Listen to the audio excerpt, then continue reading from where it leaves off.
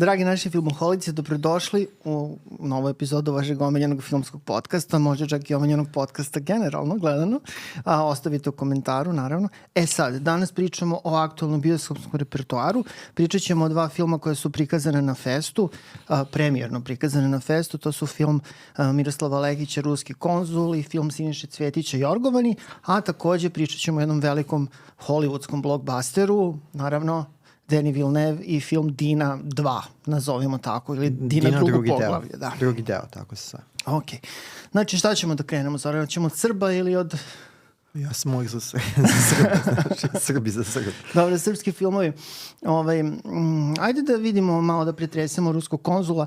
Ruski konzul je premijerno prikazan na festu, kao što sam rekao, na zatvaranje. Kao film zatvaranja. Znači, nije bio u ovom glavnom takmičarskom programu. Jorgovani jesu, mada nisu dobili nijednu nagradu. Kaži mi, kako se tebi to čini? Ja nisam oduševljen Ruskim konzulom. Teško da možeš biti oduševljen ovim filmom. Mislim, imajući vidio od čega se krenuo, a to je proza Vuka Draškovića. Da. Ali meni je ovo ipak bilo bolje nego što sam očekivao. Sad, na stranu moja očekivanja, prva polovina filma ima smisla. Pa dobro, ima i druga polovina, samo što je malo teže za gledanje. U tom smislu, ne, mislim, šta gledamo? Znači, to je u prvom delu filma, gledamo pratimo osetljiva događanja iz 73. godine. To je jedna godina koja je bila dosta nezgodna za Srbe na Kosovu i Metohiji. Dosta ljudi je tada pod pritiscima iselilo se, prodao kuće i otišlo, i to je 73. zabeležena ta godina i taj period je zabeležen kao najnezgodniji u tom delu istorije, najnezgodniji za Srbe na Kosovu i Metohiji nakon onog groznog i dalekosežno pogubnog dekreta Vlade Zečevića, kada je posle Drugog svjetskog rata pod izgovorom da su balijske bande još uvek na slobodi zabranjen povratak Srba na Kosovo i Metohiju. U tom smislu ovo je zanimljivo. Tu imamo u tom prvom delu paranoidni thriller, ajde tako da ga nazovemo, pošto kao glavni junak, to je jedan od dva glavna junaka, ima neku vrstu paranoje. Tako da je to paranoidni thriller. Naravno, ovo nije Parallax View i nije to, ali negde je zanimljiva postavka, može se gleda kao thriller. Jedan lekar koji je osramoćen, dolazi iz centralne Srbije na Kosovo, ne može se baviti psihijatrijom, to je lekar opšte prakse. Da, njega glumi Nebojša Dugalić. I ja moram da kažem to, film je negdje, što je logično, u medijima i u toj kampanji predstavljen kao film Žarka Lauševića, koji glumi tu zaista važnu ulogu u filmu. Ali, dobro, i naslovni. I da, on je taj ruski konzul iz naslova, ali mislim, gledano i po samom filmu, uloga Nebojše Dugalića je bez svake sumnje zapravo centralna i glavna. Znači, on je tu od početka do kraja filma i zaista ogromna je uloga. Tako da, čisto da tu malu neku nepravdu ajde ispravimo. Tu su još i Paulina Manov, zatim Svetozar Cvetković, Nada Macanković, Danica Radulović, Petar Zekavica, Slaviša Ćurović, ima prilično veliko Visar Vikša, albanski glumac Severne Makedonije, on glumi Berišu. Ima tu dosta likova, pošto je i zamašan film, to je negde oko nešto malo manje od 150 minuta, i očigledno film koji je istovremeno rađen i serija, što se u dobrom delu filma i osjeti. Dakle, meni je taj prvi deo bio negde na mestu. Ima zanimljivu dramsku situaciju, čovek koji ne može se izbori sa težinom života u tom trenutku, beži u neki rezervni identitet i identitet pokojnog ruskog konzula. A misliš da nema tu nekih nadprirodnih elemenata, da neka reinkarnacija, nešto? Ne, da nema, da. Imamo te neke flashbackove tu koji Imamo flashbackove, ali flashbackovi se javljaju dosta precizno unutar dela koji se tiče psihijatrijskog lečenja tog navodnog ruskog konzula. Kada se dođe u zatvor, meni se tu sve raspada. A ti obično voliš zatvorski film? Ja jako volim zatvorske priče kada valjaju. Mi imamo na nivou svetske kinematografije imamo zaista sjajne primere zatvorskog filma, jer zatvorska drama u sebi sažima dosta potentnog ako valja, kada valja. Mislim, Bekstvo iz Alcatraza ili Iza rešetaka Johna Flynna i tako ti svi veliki filmovi. Bekstvo i Shawshank. Bekstvo i Shawshanka.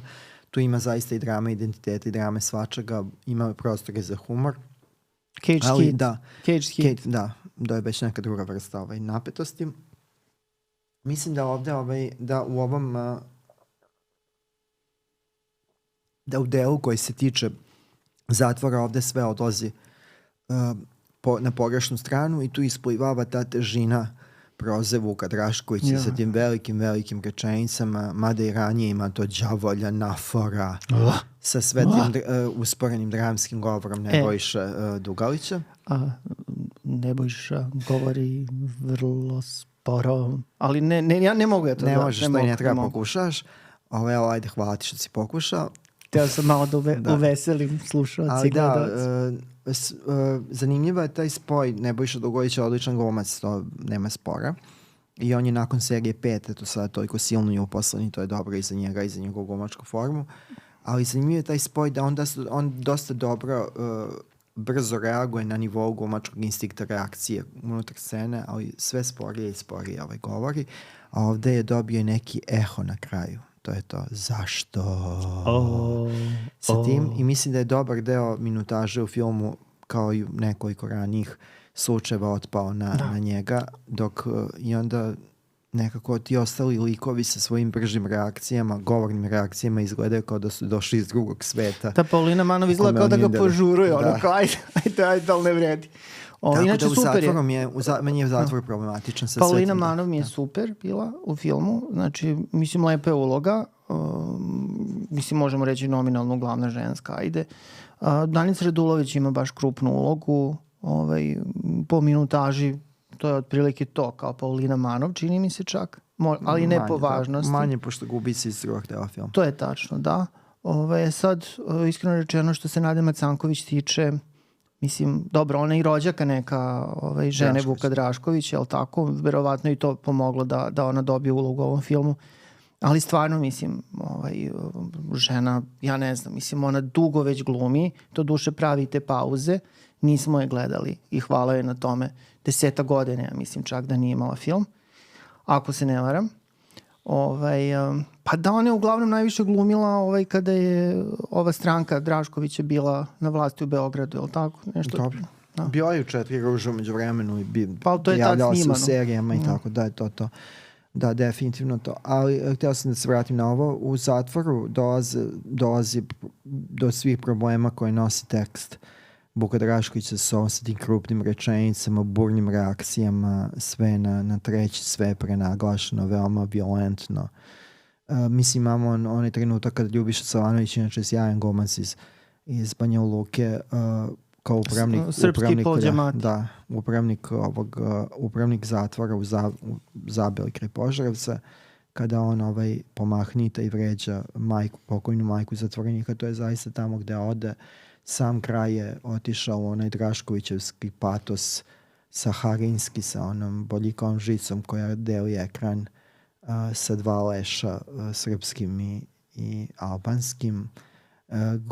Junaci razmenjuju replike koje su veće od života.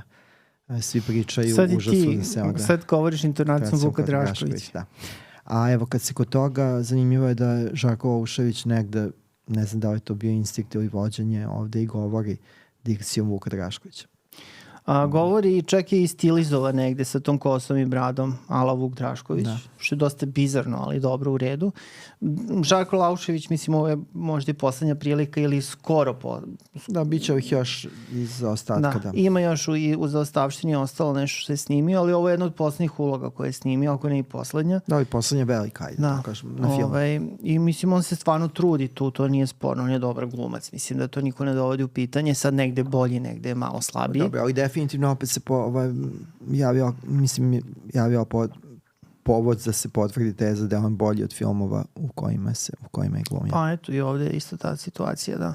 Ovo je mada je teška ta uloga jako bila. Mislim, teško je bilo tu naći pravu meru i pravu dozu, imajući u vidu da se radi o čoveku koji je negde između 2 sveta ili čak između 3 sveta razapet. Da. Mislim, bit će zanimljivo vidjeti kako to ide kod publike, pošto publika očigledno na nivou razmišljanja o srpskom blockbusteru razmišlja u pravcu retro blockbustera. Znači, to je bio retro. Tu imamo i poveznicu sa Paulinom Manov. Nedelja je također retro, malo nešto duže retro koje je bliže sadašnjem trenutku, ali ne puno. I mislim da nema ovo kapacitet da bude, ne znam, neki film koji će sada... Ne bi me iznenadio. Voleo bih. Mislim, meni je drago da su domaći filmovi uspešni. Ali i da vidimo saista kako ljudi ovdje reaguju u bioskopu kada gledaju ekranizacije dela živućih pisaca, pošto kod nas bolje prolaze oni koji su već davno nas napustili. Ali mislim da ima tog sentimenta što se tiče Žarka Louševića i da to može da dobro, i ta kosovska tema nije bez značaja u toj računici. Meni je film bio zadovoljavajući pomenuo to na nivou rekonstrukcije ere, koliko se naravno moglo u srpskim okvirima. Zanimljiv je snimateljski. Moglo si i više. Dobro. Snimateljski mi je bio sasvim u redu. Dalibor Tonković je ovdje znatno bolji nego recimo bio jednom u Srbiji, a on je čovjek koji ima dosta veliki raspon tih zaduženja i doprinosa. On je radio i Sumrak u bečkom haustoru Mladena Đorđevića, tako da mislim da ovo i da niste ljubitelj Vuka Draškovića, a ima nas, može da privuče neke ljude i da možda otvori tu priču o tome ponovo šta i kako se krenuo i odakle se stiglo na Kosovu, a ako naravno pod uslovom da ljudi uspeju da skinu, da ignorišu taj deo priče koji je kao žestoka kritika komunizma, gde zapravo se titoizam kritikuje, ali se sve sa pozicija lažne srpske desnice sve se ostrvljuje na komunizam kao koncept kao takav. Već kad smo kod hitova, jedan srpski film koji je zapravo već, da kažemo, potvrdio status hita jeste film Jorgovani, Siniše Cvetića. Njega je za 7 dana pogledalo 50.000 gledalaca. Je li tako? Mislim da je to otprilike tako. Pa kada su stigli prvi, obično to produkcije malo ubrzaju, pa je bilo 50, na kraju on je već na 60 nakon 7 dana ovog. Pa to nije loše, ja bih rekao. To nije uopšte loše. Da. Ja mislim da je ovaj film i pravljen, u stvari siguran sam i pravljen sa namerom da bude hit. U njemu imamo spoj dve glumačke zvezde ili dvoje popularnih glumaca. Ajde, ne znam koliko možemo da pričamo o zvezdama u srpskim okvirima, ali dvoje zaista popularnih glumaca, popularni glumački par. To su Ivan Bosičić i Sloboda Mićalović, koji su se proslavili ulogom u seriji Ranjeni orao. Evo sada 15 godina kasnije oni glume u filmu Jorgovani, koji je na neki način persiflaž ili omaž ili satira na njihove te televizijske persone. Dobro, mislim, jeste na njihove persone, ali mislim da je ovo kao meta svega je bilo kao da pod izgovorom se neke komedije repertoarskog tipa kao napravi i ta priča koja je meta. Meta film je film o filmu, film koji se bavi filmom, filmskim medijem ili ovdje može i serijama, film koji se bavi stvaraocima, filmskim radnicima, to je ovo. Znači, meta satire je ovdje upravo to. Znači, da se ismeje taj svet površnosti, površnog glamura, sitno-sopstveničkih strasti, sujete i tako. I mislim da tu kao, to je laka meta. To su isto neka opšta mesta. Meni je problem sa Jorgovanima bio što je delovao meni lično prilično usiljeno, a po mom mišljenju repertoarski komercijalni film mora da ima lakoću u pristupu, ne sme nikako da bude usiljen. Ima tu i onog pokušaja narodskog onog humora koji možda autorima i nije toliko blizak. Pod izgovorom da se podiđe onome što se očekuje, šta se rimuje sa imenom Majeda. Ali ipak je to na jedan način koji je... Šta si rekao? Šta se rimuje sa imenom Maja. Mislim, to je jedna replika koja je onako baš... Apiš me za... Da. To je replika koja se čuje u filmu par puta, koja mislim, rađena je za trailer. Meni je bilo to smiješno, zaista. Eto, ima nas mrguda kojima nije, da. Dobro, bilo mi je smiješno, posebno imajući u vidu ko te replike izgovara zapravo, da, ali dobro.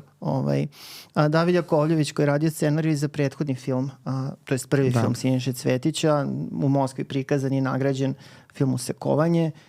koji je naš favorit bio prilično veliki iz 2022. Da, taj film je dosta dobar, samo da je kraći, inače baš dobar prvi mladi film i film koji je pobedio te produkcijske okolnosti filma nastalog u koroni, tokom korone i sa ograničenim budžetom. Da. Htio sam da kažem za 10 ajde da ne preterujemo, da se ne uobraze mladi autori. Ovo je nešto potpuno drugačije, ne znam koliko je to dobro za njih, ali ajde, ako je hit, onda je dobro. Ja ne bih rekao da je potpuno drugačije. Mi imamo slične, mislim čak isti producent na Košutnjak film i Zoran Janković, a ne ti, nego drugi prvi Zoran Janković, mislim, ajde starije. Bolji Zoran Janković. Pa dobro, sad ne znam, to je sad zavisi od čoveka do čoveka kome je koji bolji, ali meni si ti najbolji Zoran Janković, meni si ti Zoran Janković, ali u svakom slučaju... Čekamo reakciju iz Ljubljane. Čekamo reakciju iz Ljubljane. Ali u svakom slučaju ovo me isto podsjeća negde na usekovanje u smislu da imamo jedan prostor gde se ubace junaci i onda se dešava priča. To olakšava produkciju realno, s tim što je za prvi film to imalo puno pokriće. Za drugi film čini mi se da je to više bila ušteda nego koncept. Dobro. Ja mislim da bi dobro bilo svima koji pokušavaju ovde da prave repertoarsku komediju. Nije to najteža stvar na svetu. Evo, ja sam se tome podvrgao i živ sam i mogao pričam o tome. Šta je si ti radio nego komediju? Ne, nego da pogledaju, da uzmu uzorak od poslednjih 10 godina najuspešnijih filmova koji su imali po 2-3 miliona gledalaca u Poljskoj. Poljska nam nije na kraj sveta. Na primjer, serijal Planeta samaca. Pozdrav za na Balkanu. Da se vidi kako se to pristupa i zašto je onda kao Poljska u tom smislu romantične komedije ili repertoarske komedije koja ne mora biti romantična. Ovo nije romantična komedija. Nije, ovo da kažem, ne mora ni biti. Satira s elementima ljubavnog filma, a ima onako malo i nekih tvrđih momenata. Da. Ima čak i tog nekog omaža, recimo braći Farelli i tako. Da, ima i omaža Fight Clubu ili tako to. Ima svašta, da. David Jakovljević je onako dao sebi oduška ovde. Sve to u 83 minuta. Pa to je super. Da, to je. Mislim da bi ruski konzul dosta profitirao da je skraćen na nekih 2 sata. Mislim da su zamenili minutaž. Dobro, to bi bilo zamisli Jorgovane od 2,5 sata. Dobro, pa to bi bilo strašno. I do duše i osekovanje bilo 2 sata plus. Pa jeste, taj film je bio malo duži nego što bi trebalo da bude za njegovo dobro. Dobro, najmanje jednu rolnu. Ali dobro, ovo su baš onda odradili, eto, ako je mi neko i zamerio što je prvi film bio duži, sad su se potrudili da tu ne postoji taj problem. I čini mi se da u Jorgovanima gotovo ništa i ne fali. Znači kad smo prešli na Jorgovane? Zašto nisu Jorgovani? Pa dobro, nekad su Jorgovani. Znači, što se tiče, pa ne znam, možda zbog usekovanja, Jorgovani, da, malo, da. Laušević. Da. Meni ovo kao nije bilo teško zagledati, ali mislim da za Davida Jakovljevića i Sinišu Cvetića ovo ajde nek bude neka digresija, ali da oni treba se bave nekim drugim stvarima po mom mišljenju. Ali evo da se ogradim, ja sam jedan od gorućih antifanova pesme Kad zamirišu Jorkovan i ta pesma mi jako teško pada.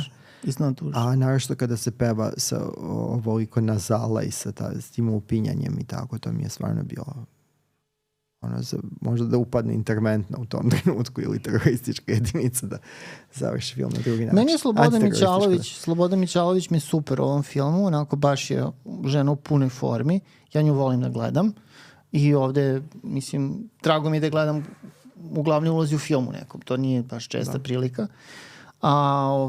Ima tu nekoliko zanimljivih jako kreacija, Pavle Čemerikić je odličan, on glumi praktično Davida Jakovljevića u filmu, recimo, na neki način. Pavle ovdje ima čitave luk filmova gde su povezani kao Sunce mamina i to. Pa dobro, mogli bismo sada napravimo tabelu.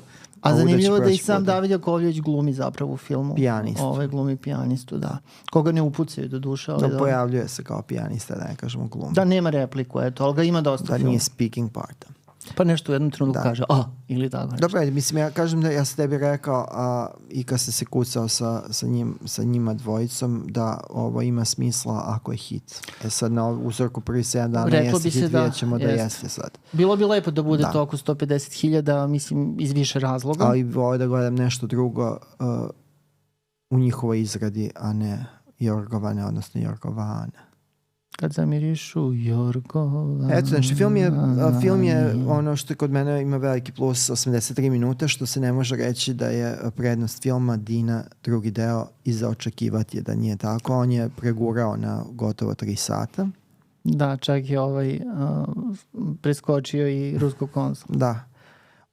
I sad naravno to je, mislim, jeste film skupa rabota, ali zbog novih uslova i tehnika snimanja film može da bude duži, ali mislim da za srpski film generalno nije dobro da bude previše dug.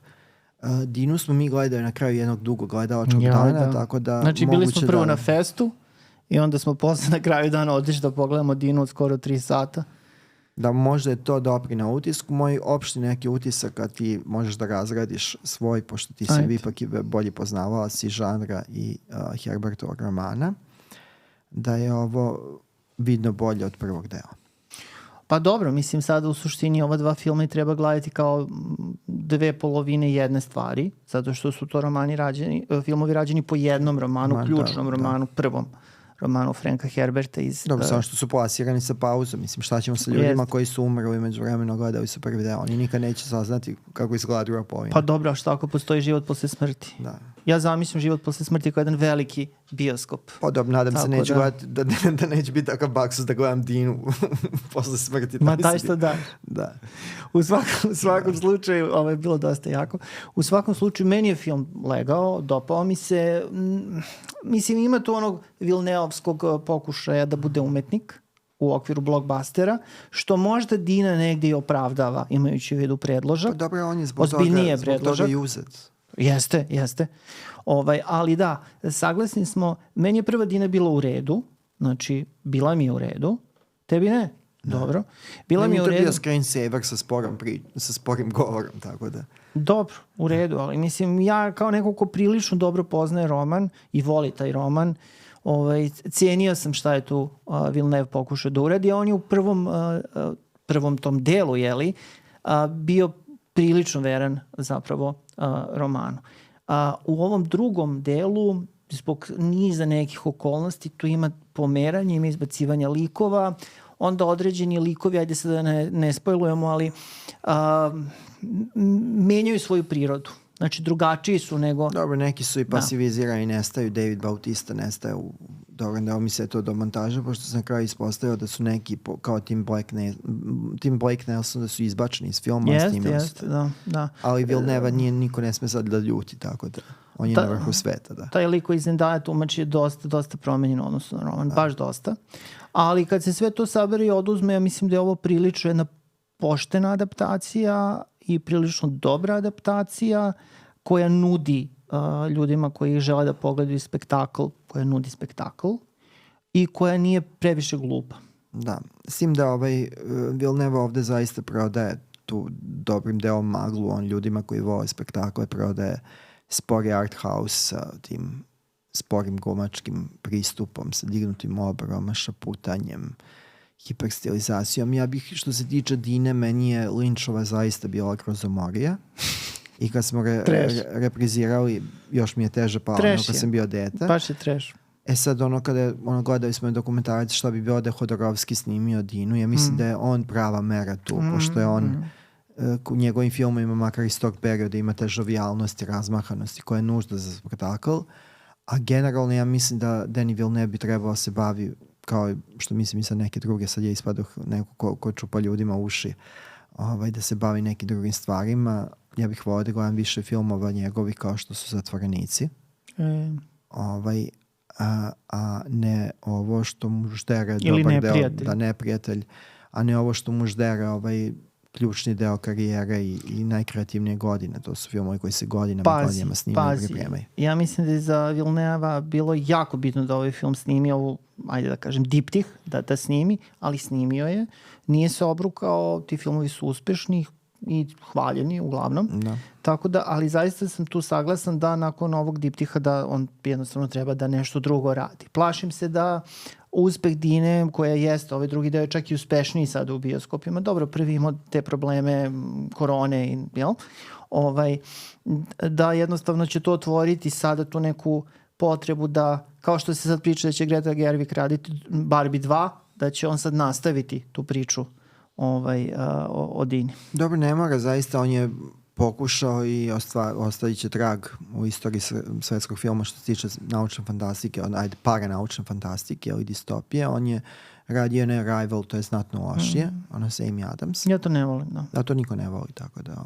Dobro, radio i Blade Runnera. I Blade Runnera i tako, ali mislim Nastavak. da bi mogao se vratiti. Mislim, mi sad pričamo o čoveku koji se toliko daleko odaljio od one suštine koje ga je preporučila za višu ligu.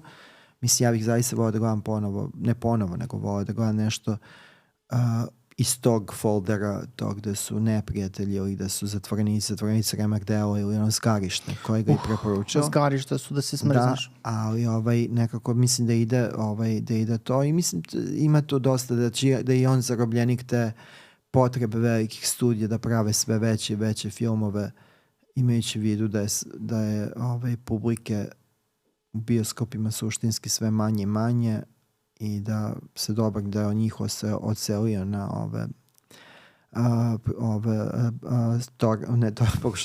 pokušao da je torrent streaming servise. Ili što ti voliš da kažeš umrli, da, i onda i da je on da mislim da je on isto zarobljenik sada toga da mora da pravi filmove produkcijno veće od života. Mislim da si dobrim delom pravo. Da nekako smo izgubili Denis Villeneuve zato što on treba da radi ovo. Hollywoodska mašinerija ga je poput onog crva uhvatila i sad ga polako vari. Tako da vreme protiče svima, ovo je sad slična situacija da imamo onu zabrinutost kao za Jamesa Camerona koji je odlučio da do kraja života da svoju, ajde da ne kažemo poznu jesen svog života bavi se plavim ljudima koji se skakuću po vodi. Tako da bih volio da gledam nešto drugo od njega, ali bože moj ko mene pita, nekako meni jako baš mi smeta ova kao euforija svaki put kada se javi ovako neki veliki film. Ljudi su žedni. Jer ona kao to bolje ocenjen od građanina Kane. Nije važno kako je građanin Kane, ali ljudi koji su gledali, na koje je uticao formativno građanin Kane nisu oni koji udaraju ocen na IMDb-u ili oni koji pišu te ove bezrezervne pohvale. To je naprosto drugo vreme. Mi smo sada na nivou nekog rane faze ponovo degradirali smo društvo spektakla. Dajte nam samo nešto razmahanije, bučnije, neku šarenu lažu i mi smo to. Ali dobro, Dina ima suštine, bar do neke mere. Znači, ipak to nije Star Wars. Star Wars je potpuna šećerlema, ovo ipak ima težinu i kažu da ljudi koji su to kao pažljivije taj film gledali od nas, da reflektuje negde tu neku situaciju političku koja danas postoji, kao da je refleks ali ti, ovog vremena. Ako ćemo sad da budemo pošteni, Dina osuđuje kolonijalizam, Dina osuđuje intervencionizam, a pritom opet imamo priču o belom spasiocu, znači koji dođe da sredi među nekim tamnoputim ljudima stvari. I kao uvek, ali poigrava se sa tim, mislim da je osvešćeno to u filmu. I opet nekako se završi sve na tome da je svet tako ustrojen da je pobuna poželjna, ali samo ona koja je dirigovana i kontrolisana. Znači da mora ipak svaka pobuna da dođe na neku šinu po kojoj se kretao prethodni sistem i da postane i ona deo sistema. Kako ti se čini Timothée Chalamet? Pa ne znam, on je meni velika enigma, mislim, zašto? Ajde ovako, Kyle MacLachlan ili Timothée Chalamet kada pričamo o polu? Pa Kyle. A ja bih rekao, da. Mislim, Timothée je kao modna ikona i tako, mislim, to nešto, ja nisam nešto odušen. Sitan je nešto, baš, da. Ovde se nešto mrači, meni je Zendaya ovde prilično pasivizirana i gurnuta u drugi plan, to mi je smetalo. Dobro, ti nisi čitao roman? Pa ne. Taj lik je znatno još više u drugom, trećem. On je potpuno opčinjena polom i sluša ga kao bespogovorno. Da. Tako da je ovde ipak to promenjeno. Onda mislim da je Zendaya pogrešna, pošto njena energija nije da bude u drugom planu. Mislim, nije ona krpa. Tako a izlazi ona iz drugog plana ovde. Tako mislim da postoji namera za to. Ne znam, mislim da ovo, evo, ja se vraćam na svoj prvi sud, da je ovo bolje meni od prvog dela, ali da ja nemam tu fanovsku ostrašćenost što se tiče Herberta i samog pojma Dine, da bi bio najmerodavniji za ovo ovde. Dobro. U svakom slučaju hit imamo. To nije sporno. Da, ovo je film koji je kod nas više zaradio od Jorgovana, ali i nešto manje gledalaca, ali za strani film, pošto domaći film, odnosno srpski film uvijek ima prednost na ovom, barem ovom tržištu, ovo je odličan rezultat i ovde neće se stvoriti ona kritična masa kao kod Barbie Oppenheimera, ali jako je važno da filmovi koji ulaze u distribuciju budu gledani ne zato što mi navijamo za Warner Brothers, što nam je bitno da neki tamo izvršni direktor ne završi na ulici, nego zato da bi se pojam uvoza i distribucije inostranih filmova ovde učvrstio i da bi imao smisla da možda gledamo i neke filmove koje po izboru ovdašnjih distributera ili oni koji njima izdaju naređenja i ograničavaju kretanje, koji ostaju mimo našeg vidokruga. Dobro. U svakom slučaju u bioskopu ima šta da se gleda. To je lepo. Ima i šta da se bira. Mi smo vam dali neke prijedloge, malo smo se fokusirali na ova 3 filma. Stigli su još neki novi naslovi, ali ajde, odlučili smo da za ovu epizodu zapravo izaberemo ova 3 najkrupnija. Da, pa dobro, i veliki priliv filmova posle festa, to je očekivano, tako da je to. To bi bilo to, znači. Ostanite filmoholici i ostanite dobri ljudi.